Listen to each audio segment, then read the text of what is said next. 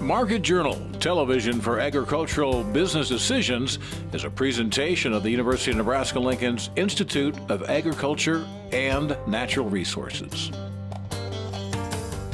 Promotional support is provided by the Nebraska Farmer Magazine.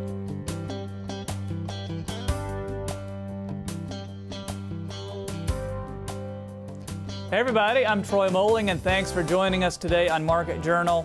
I hope you've had a wonderful Thanksgiving. We'll have news about an Ag Safety Conference, findings from the Nebraska Rural Poll, and even some fun Thanksgiving facts. That's all on today's show.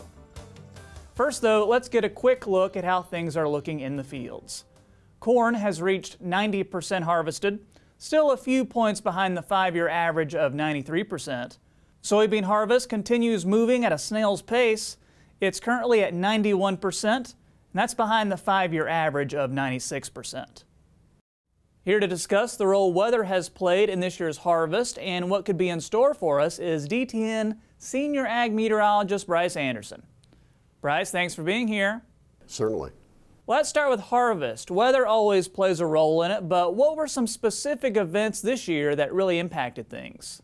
Well, I think the biggest harvest feature weather-wise by far is just the round of rainfall that took place in September and October, and just complicated things all over the place. And we're still dealing with the kind of impact that rain had, because it put producers anywhere from a month to possibly 6 weeks behind schedule on getting things taken care of. And I know that there has been some crop loss likely. That still is to be tabulated, but the kind of stress that it brought on machinery and producers and the whole system was just almost beyond description, considering the pervasive round of rain and cold that we had, particularly rain. And so that is by far the biggest feature for me when we think about the 2018 harvest. How would you compare the weather that farmers experienced this year to past years? Well, there certainly are some similarities to what happened a year ago in 2017. I mean, we had some pretty stormy conditions in 2017 a year ago that caused some harvest loss, and it wasn't all that great until we kind of got into the latter part of the fall season. And so we're pretty much dealing with that again. And the growing season itself had some resemblances to last year also, especially during July and August, because the first half of the summer was very hot here this year, the last part of May through the first half of June. And then late June, things got milder, and July and August were pretty much below normal on temperatures with several rounds of rainfall. So there were some similarities to a year ago. And a couple of years ago, it wasn't quite like that. We got along better, particularly at harvest, but there certainly were some real echoes of last year, this year. So DTN issued its winter forecast last month. What's the big weather story in that forecast? Well, there's quite a difference between what we are calling for and the NOAA Climate Prediction Center forecast. And the big feature has to do with how an evolving weak El Nino in the Pacific is going to be. In our view, El Nino is going to be weak enough that it is not likely to have a real defining longer-term impact on conditions across Nebraska. And so we're looking for more of an opportunity for the polar vortex to be a feature, kind of like it was here, what, 4 years ago, something like that, and to give some pretty strong periodic rounds of cold air incursions into the central part of the country, including Nebraska, along with several rounds of snowfall. And we could especially see that when we think about the latter half of the winter season, say from late January through February. And so that could cause some issues with the early start of spring calving season, and it could also complicate hopes for an early start to spring field work next year. And there are some pretty strong cold winters that are maybe lining up or did line up to the way we think this winter is lining up, and they do include 1977-78 and 2009-2010, and those were some pretty cold winters also. El Nino and La Nina are always terms that are mentioned this time of year. Do you see either of those features playing a role in our forecast? Well, the water temperatures in the Pacific here as we get into the first half of November are moving toward the temperature threshold that indicates a weak El Nino position or a weak El Nino category. They're right around 1 degree Celsius along the equator west of South America toward the international dateline. The forecasts that have been issued call for that temperature feature to pretty much be in place through the winter season. So a weak El Nino if it lasts and if it continues on, that's where we're going to see it. Now for the water temperatures to switch to a colder trend and for a La Nina to form, it's kind of, it's certainly not impossible. It would be out of character for the Pacific because a lot of times, usually, those water temperatures develop their characteristic of either El Nino warm or La Nina cool during the latter part of the calendar year and then kind of reach their intensity during the first quarter of the following year. So I think that a La Nina development is pretty unlikely the way things are looking. So as we wrap up, you've written about the record-breaking rainfall that producers dealt with this fall, and it's possible one reason for that is climate change and its impact on the jet stream. Could you explain what you mean by that and how that could impact us in the years ahead?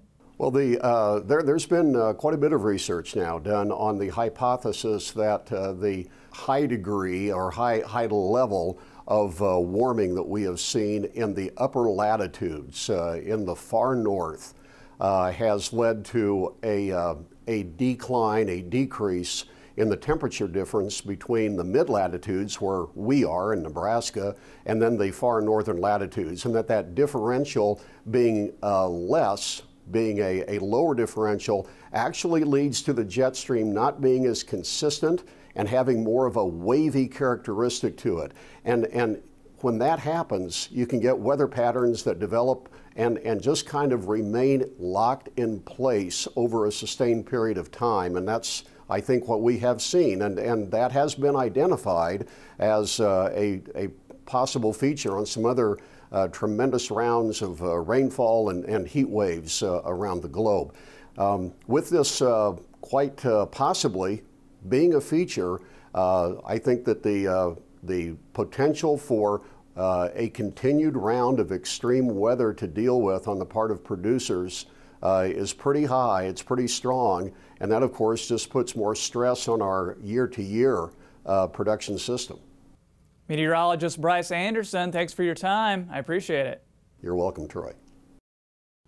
Next week, we'll be joined by Iowa State University livestock economist Dr. Lee Schultz.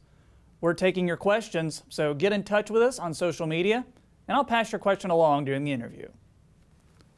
Each year, the Midwest Rural Agricultural Safety and Health Conference lets farmers, healthcare professionals, extension agents, and researchers gather to find ways for those in the ag industry to keep farms safe. The conference's theme this year is Stressing Resilience. Ellen Dyson with the University of Nebraska Medical Center sat down with me to talk about why those are important words to remember and what we can expect from the conference this year. As probably everyone has seen, it has been some stressful years for farmers, not only with maybe the temperatures, some temperature issues, drought issues. We also have some economic issues that we're struggling with.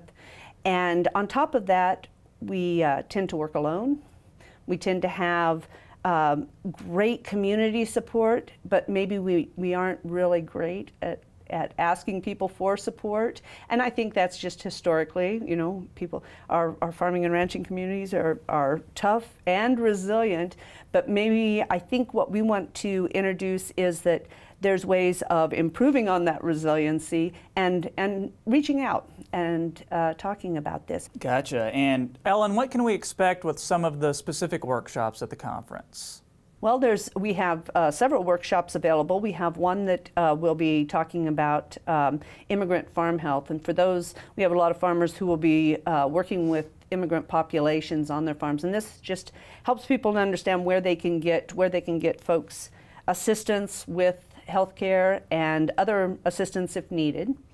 And then we have a really exciting workshop on anhydrous safety handling, and that will be one where everyone is invited to come in. You don't have to be part of the whole conference. You can just register for that particular piece. Come in and learn how to handle your anhydrous. What would happen if one of your lines blew off? What is your proper personal protective equipment to have on hand so you don't get sprayed in the face? Sure. And we have an expert coming from Peosta, Iowa. Dan Neenan will be coming, and he will be bringing a simulator so we can see the inside of these nurse tanks, and it's a whole production designed to help us understand why this is a really dangerous chemical to be handling. And could you tell us about some of the other outreach efforts that you're working on?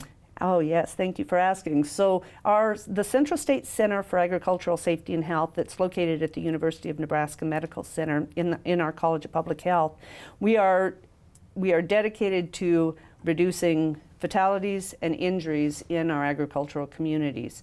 So our projects are not only research projects and prevention projects, but we also do a lot of outreach. I was last week, I was at the Veteran Farmer Coalition in Kansas City. So we're working with new and beginning veteran farmers, as well as other non-veterans as well, to help them put safety as a front line when they start farming or ranching. Because we know, going back to this, we know that if you are not healthy and if you've had an injury, you're going to be losing money. You may not ever be able to farm. And we have some very sad statistics about what happens when someone has a fatality on a farm. And within 4 years, the odds are that farm won't be producing.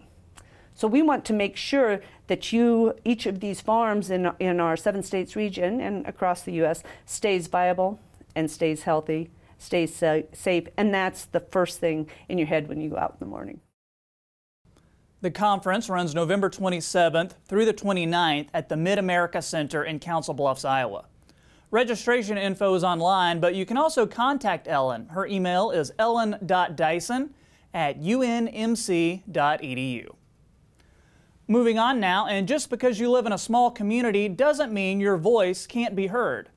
Each year, the Nebraska Rural Poll is conducted to ensure state lawmakers know what's on the minds of rural Nebraskans. The surveys have been sent out for over 2 decades and provide insight into trends and changes that are happening in the state's smaller areas. UNL Ag economist Dr. Brad Lubin joined me to give some background info on the poll and share some results from this year. The Rural Poll is a long-running survey of rural Nebraskans outside of the metro areas, Lincoln and Omaha, and it's a survey that has historically given us a perspective of what's important, what Nebraskans think, and what issues are on the horizon that we might focus on in terms of policy questions or economic and community development questions, but it gives us a snapshot of where Nebraska is.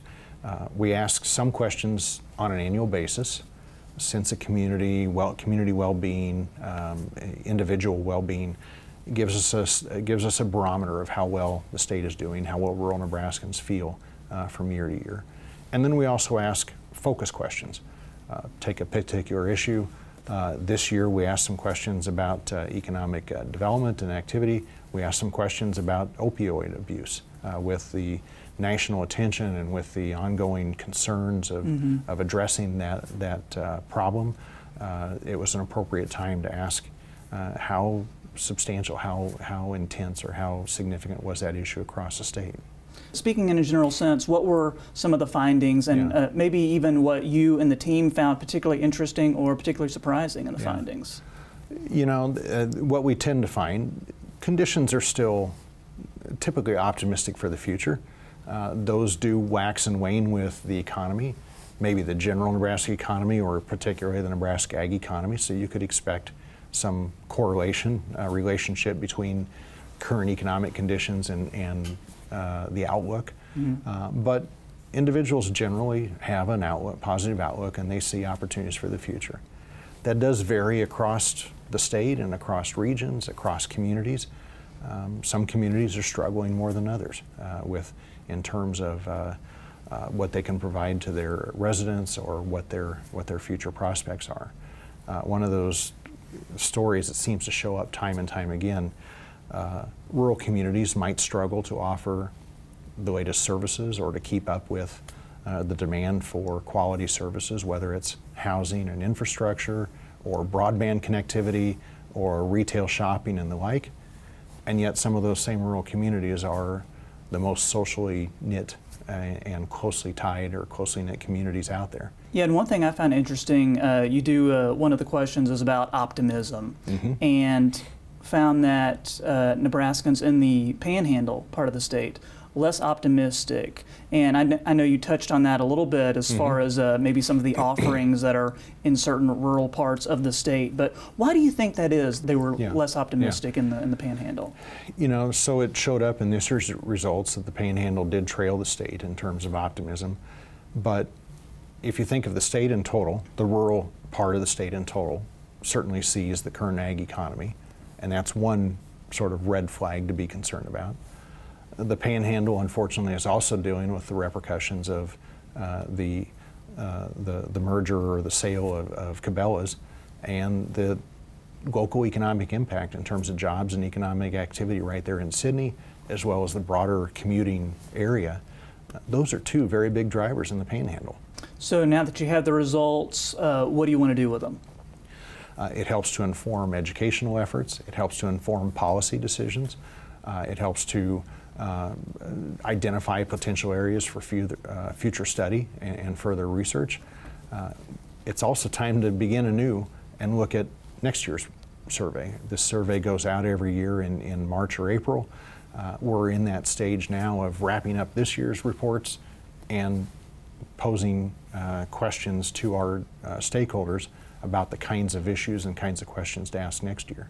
So we'll be working on that for a few months here and trying to roll out the 2019 survey next spring. You can check out all the rural polls, not just the most recent one, at ruralpoll.unl.edu. During this time of Thanksgiving, it's important to take time to appreciate the people who help keep your farm running smoothly on a day-to-day basis. Market Journal's Maddie McIntosh spoke with Leslie McQuistion of Farmgate Animal Health to learn some ways to maintain success at the farm and keep employee morale high. No one can operate a farm alone. It takes many hands to keep it running smoothly and efficiently. That's why Leslie McQuistion believes it's important to invest in the people you bring onto your farm. So I think when we're talking about investing in employees in any operation, it's investing in a human being, a person. We want them to be better. But on a farm, we tend to be doing something that's the most altruistic there is. We're either taking care of animals, we're taking care of the land, we're feeding people, we're doing all of those things a lot of time at the same time. So having that person who's truly invested with you is very, very valuable. So I think the big thing is that they're not just employees, and we are investing in that person's development long term, maybe even for the next job. And so being really happy for them when they do leave us and we leave them in a better place is a good thing. So I think that's really the take home, is just to take the time. And there's a piece in there too that I'm going to talk about, investing in ourselves, being that example on the farm as well. When bringing in new employees, it can be easy to confuse the terms development and training, but the two are very different. It's when both are used together and in the right way that you'll notice a higher retention rate of your workers. I've worked in business most of my life, so in industry, as we say, and I think a lot of times we mix the two of those up.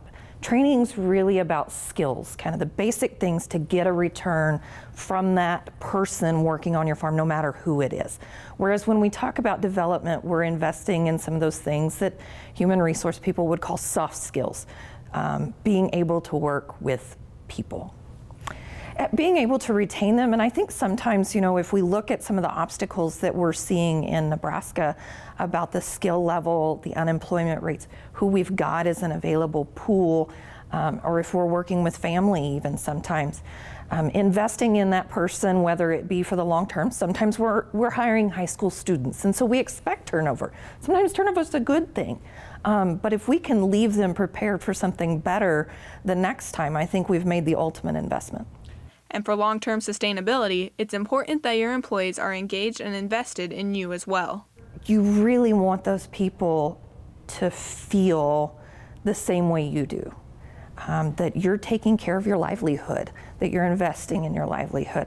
So if they're engaged employees and developed employees, they will pass on those same feelings and that same work ethic and that same care for the animals, and paying more attention and doing better and better all the time. Reporting for Market Journal, I'm Maddie McIntosh.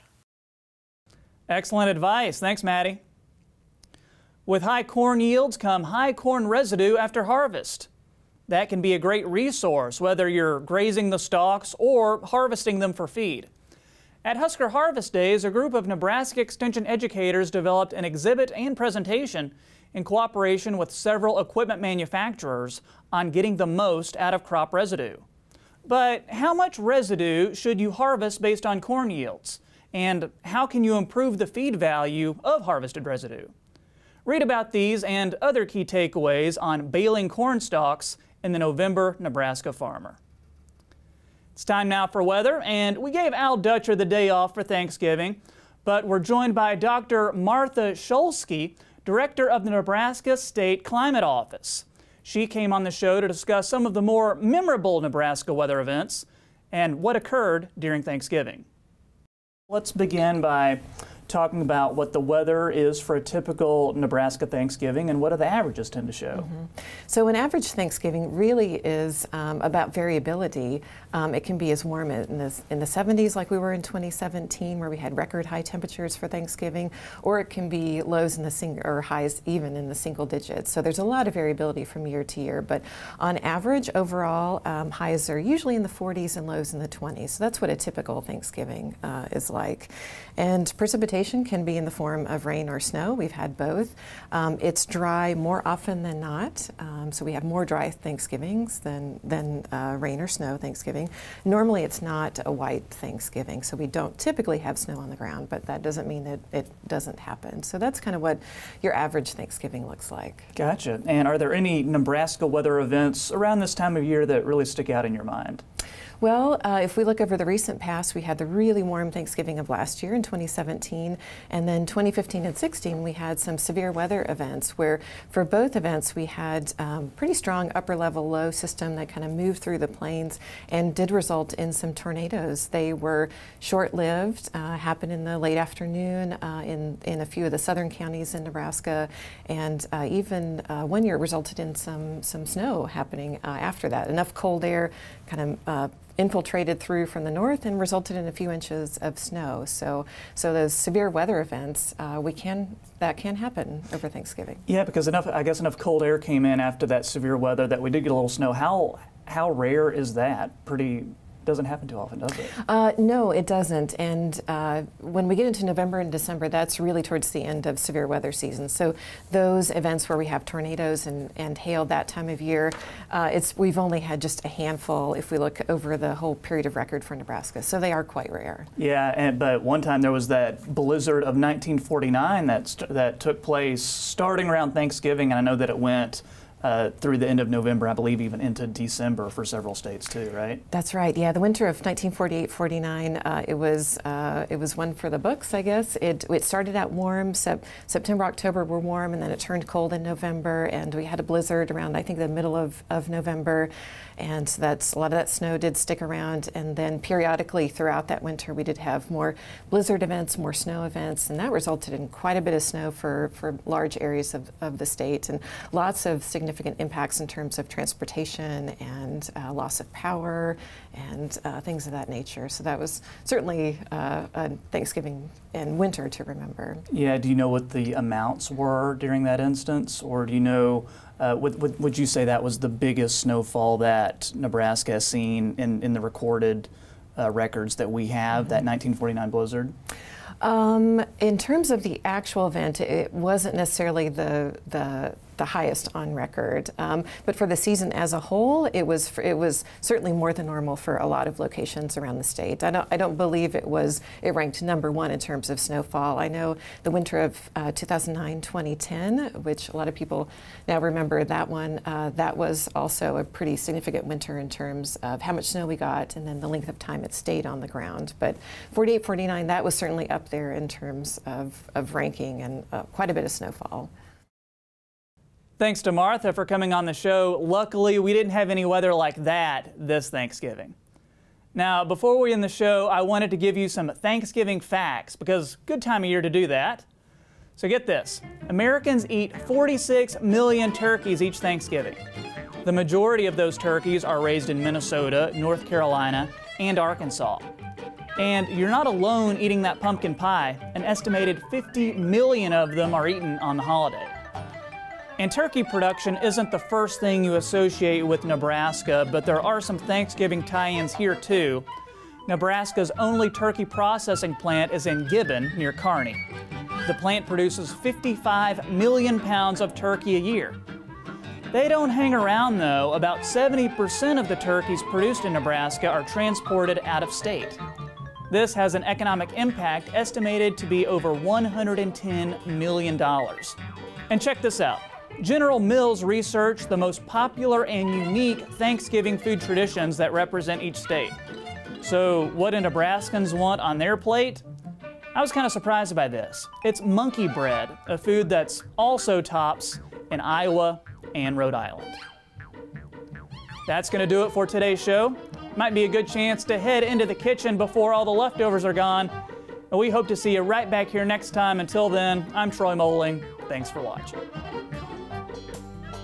Join Market Journal online at marketjournal.unl.edu. You can also follow us on Twitter, Instagram, and Facebook. Promotional support is provided by the Nebraska Farmer Magazine. Market Journal is produced by the University of Nebraska-Lincoln's Institute of Agriculture and Natural Resources.